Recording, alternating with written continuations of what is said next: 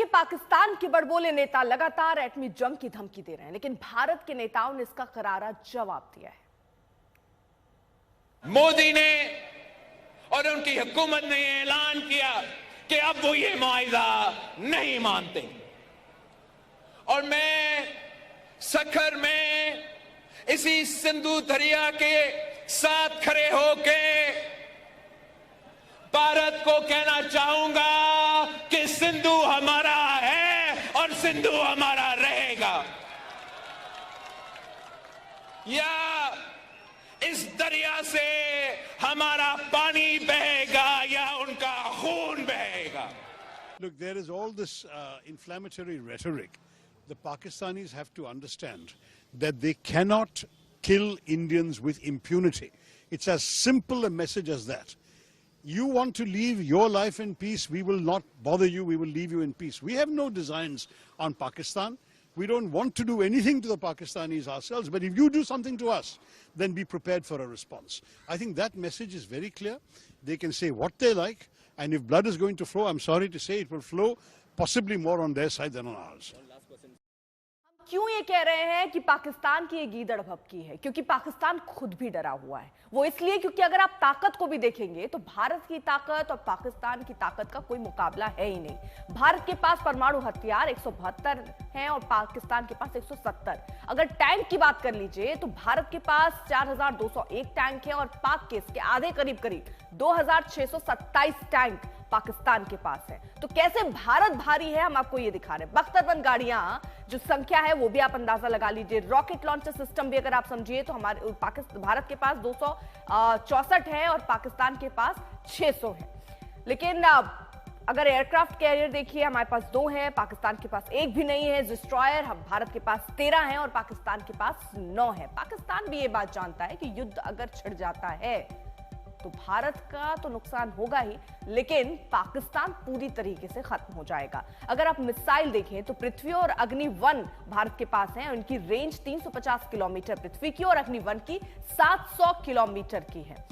अग्नि 2 2000 किलोमीटर की रेंज रखता है, अग्नि 3 3000 किलोमीटर की रेंज में है, अग्नि 5 7500 किलोमीटर रेंज में है। और ये भारत बार बार बता रहा है पाकिस्तान को कि हमसे टकराने की जरूरत नहीं है, लेकिन पाकिस्तान लगातार गीदड़ भभकी दे रहे हैं। इस बीच आपको तस्वीरें दिखाएं, भारत लगातार तैयारियां कर रहा है। आपको बता दें थोड़ी देर में मुलाकात होनी है प्रधानमंत्री नरेंद्र मोदी और राजनाथ सिंह की।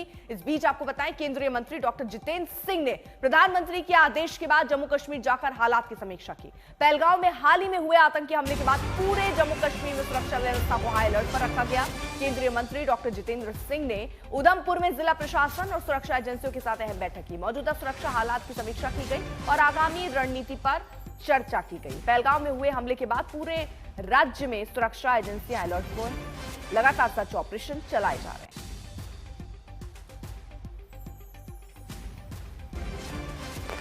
तो उधमपुर में केंद्रीय मंत्री ने हालात की समीक्षा की है, लगातार सर्च ऑपरेशन चलाए जा रहे हैं, एजेंसियां अलर्ट पर है, आगामी रणनीति पर भी चर्चा हो रही है, अहम बैठकों का दौर भी चल रहा है। जितेंद्र सिंह ने उधमपुर में जिला प्रशासन और सुरक्षा एजेंसियों के साथ यह अहम बैठक की। मौजूदा सुरक्षा हालात की समीक्षा इसमें की गई, आगे की क्या रणनीति होनी चाहिए उस पर चर्चा की गई है। पूरे जम्मू रीजन में आपको बता दें हाई अलर्ट है। उधमपुर में केंद्रीय मंत्री ने हालातों की समीक्षा ली, सर्च ऑपरेशन भी लगातार चलाए जा रहे हैं।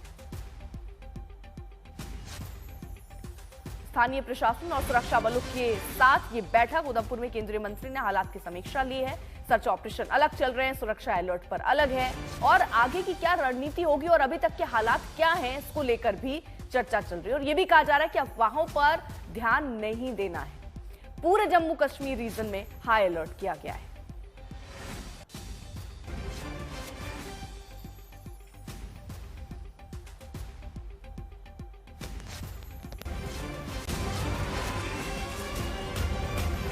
बड़ी खबर आपको बता दें, पूरे जम्मू कश्मीर रीजन में हाई अलर्ट। सुरक्षा के लिहाज से जो कदम उठाए जाने चाहिए वो सारे कदम उठाए जा रहे हैं। हालात की लगातार समीक्षा हो रही है क्योंकि अभी बहुत सारे टूरिस्ट हैं वो भी पहुंच रहे हैं और उनको किस तरह से सुरक्षा दी जानी है उस पर भी नजर रखी गई है। मीर फरीद हमारे साथ, हमारे सहयोगी इस वक्त जुड़ चुके हैं और जानकारी के साथ। मीर फरीद, ये जो समीक्षा बैठक हुई, आगे की क्या दिशा निर्देश दिए गए इस बैठक में?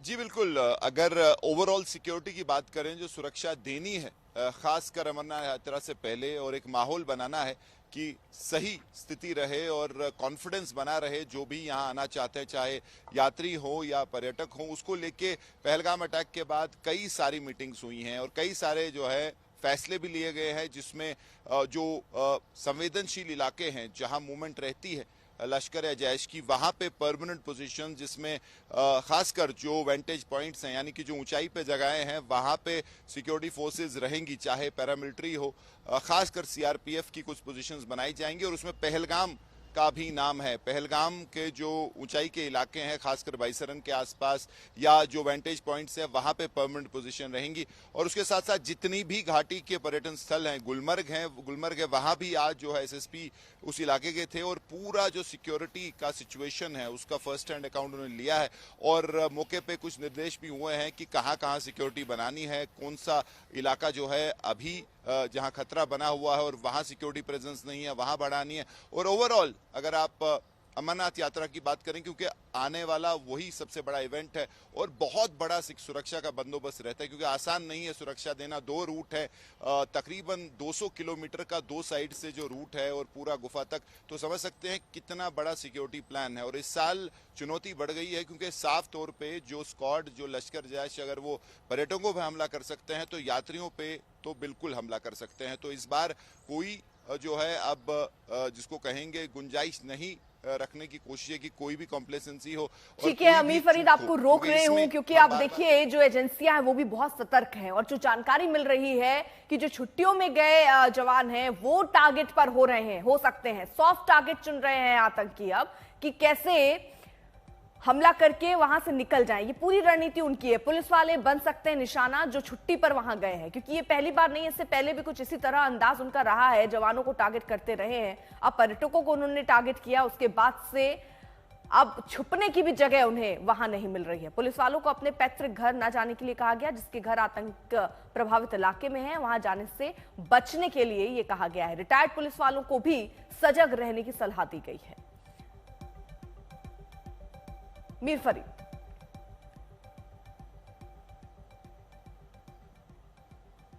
जी बिल्कुल, इंटेल इनपुट तो है ही कि क्रेडिबल इनपुट है कि ऐसा कुछ हो सकता है। खासकर दक्षिणी कश्मीर के काफ़ी इलाके हैं और लोकल स्थानीय पुलिस है, तो कई फैलाव में है इनके घर, कोई नॉर्थ से है, कोई साउथ से है, और उन पे हमला हो सकता है। यानी कि अगर वो घर गए हुए हैं और इवन रिटायर्ड जो पुलिस वाले हैं, फौजी हैं, पैरामिलिट्री के जो जवान हैं, उन पे भी हमला हो सकता है। तो ये एडवाइजरी जो है पुलिस की तरफ से डिस्ट्रिक्ट जो अलग अलग एसपीज हैं, थानों को, पुलिस चौकियों को गई हैं कि उनके इलाके में जो भी ऐसे लोग रह रहे हैं उनको ब्रीफ किया जाए, उनको अलर्ट किया जाए। क्योंकि जो टीआरएफ का कमांडर है उसका भी एक ऑडियो आया था जहां कहा गया है कि मकान के बदले मकान और फैमिली के बदले फैमिली। और इससे पहले भी 5-6 साल पहले मुझे याद है ऐसा ही कुछ हुआ था जब ऐसी एडवाइजरी निकली थी, क्योंकि कई सारे जो पुलिस कर्मी हैं उनको घर पे अटैक किया गया, रिटायर्ड कर्मियों को अटैक किया गया। तो ये जो है अभी लेटेस्ट आपके साथ शेयर कर सकते हैं। तो एक एडवाइजरी गई है